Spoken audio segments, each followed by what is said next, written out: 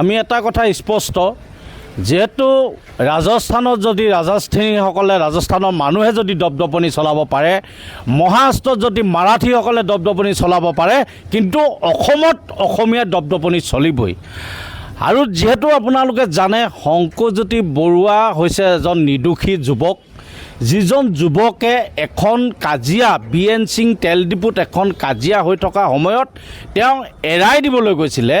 এৰাই দিবলৈ যোৱাৰ কাৰণে BN সিং যি তেল ডিপুৰ স্বত্বাধিকাৰীসকলে তেওঁ অনা অসমীয়াসকলে এজাহাৰ দি তেওঁলোকে গ্ৰেপ্তাৰ কৰিলে। কিন্তু আমি ক'ব বিচাৰিছোঁ অসমীয়া যুৱ মঞ্চই যে অনা অসমীয়া আঙুলিত গৃহ বিভাগটো চলি আছে নেকি? বুঢ়া আঙুলি দেখাই যি গ্ৰেপ্তাৰ কৰাই দেখাইছে, আমি এইটো ধিক্কাৰ জনাইছোঁ। য'ত অসমত কিন্তু অনা অসমীয়া দপদপনি নচলিব, আমি বাৰে বাৰে কৈ আছোঁ। আৰু বাৰে বাৰে কৈ থকাৰ পিছতো এনেকুৱা ঘটনাবিলাক সংঘটিত হ'বলৈ পোৱা কাৰণ কি? তাত নিশ্চয় ৰাজনৈতিক ষড়যন্ত্ৰ আছে। যে শংকৰজ্যোতি বৰুৱা যিজন নিৰ্দোষী যুৱকক গ্ৰেপ্তাৰ কৰিছে, আৰু সেই গ্ৰেপ্তাৰ কৰাৰ পিছত আৰু আৰক্ষীয়ে ডিব্ৰুগড় জিলা আৰক্ষী অধীক্ষকৰ যি নেতৃত্বত যিসকল আৰক্ষীয়ে দুলীয়াজানত গ্ৰেপ্তাৰ কৰি ডিব্ৰুগড় জিলা সদৰ থানাত লৈ গৈ হেণ্ডকাপ লগাই তেওঁক আদালতলৈ অনা যি কাৰ্যক, এই কাৰ্যক আমি বিৰোধিতা কৰিছোঁ। য'ত তেওঁ সন্ত্ৰাসবাদী নে তেওঁ কোনোবাই ক্ৰিমিনেল, তেওঁ য'ত হেণ্ডকাপ লগাবলৈ তেওঁলোকে উঠি পৰি লাগিছে, হেণ্ডকাপ লগাইছে। সেইকাৰণে আমি মুখ্যমন্ত্ৰীক ক'ব বিচাৰিছোঁ যে আপোনাৰ গৃহ বিভাগ ব্যৰ্থ হৈছে। আৰু যিজন আৰক্ষী অধীক্ষকৰ নেতৃত্বত এই কামবিলাক হৈছে, ডিব্ৰুগড় জিলা আৰক্ষী অধীক্ষকক অতি সোনকালে নিলম্বিত কৰিব লাগে। কাৰণ যে শংকৰজ্যোতি বৰুৱাক কিয় হেণ্ডকাপ লগালে?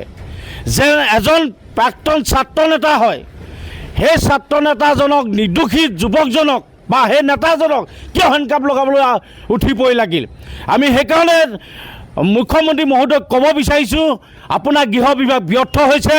আপুনি যিমানেই নকওক, আৰক্ষীক আপুনি যিমানেই সকীয়াই নিদিয়ক কিয়, আপোনাৰ কথা কোনো গুৰুত্ব নিদিয়ে। আজি দেখিছে, আজি প্ৰমাণ পাইছে ডিব্ৰুগড় জিলাত, য'ত অনা অসমীয়া পক্ষত আজি ডিব্ৰুগড় জিলা আৰক্ষীয়ে তেওঁলোকে আঙুলিত নচুৱাই আছে। য'ত অনা অসমীয়াই আজি এই অনা অসমীয়া পক্ষত হৈ আমাৰ অসমীয়া খিলঞ্জীয়া যুৱকৰ ওপৰত তেওঁলোকে অত্যাচাৰ কৰি তেওঁলোকে গ্ৰেপ্তাৰ কৰিবলৈ উঠি পৰি লাগিছে।